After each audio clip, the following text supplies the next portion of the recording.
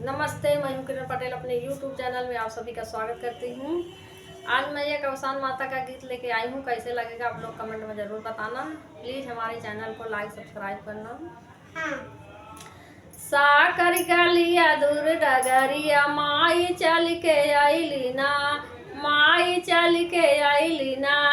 चलता चलत माई बगिया में पहुँची, माई बगिया में पहुँची। देख फुलवा याढ़उलवा माई लो भाई गईली ना, देख फुलवा याढ़उलवा माई लो भाई गईली ना।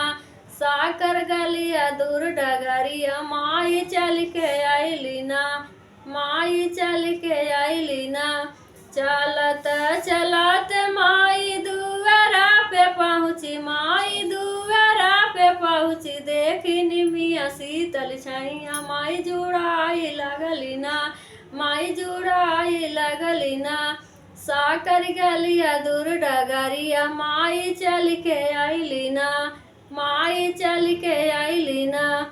चलता चलत माई आंगना में पहुँची, माई आंगना में पहुँची। देखे तुलसी बड़ा हुलसी माई बसेर लिहली ना, माई बसेर लिहली ना।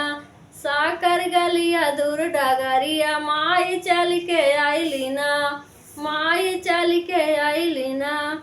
चलता चलत माई दास आगे पहुँची, माई दास आगे पहुँची। देखी चाह देहली राह मन समाई गईले ना, देखी चाह देली राह मन समाई गईले ना।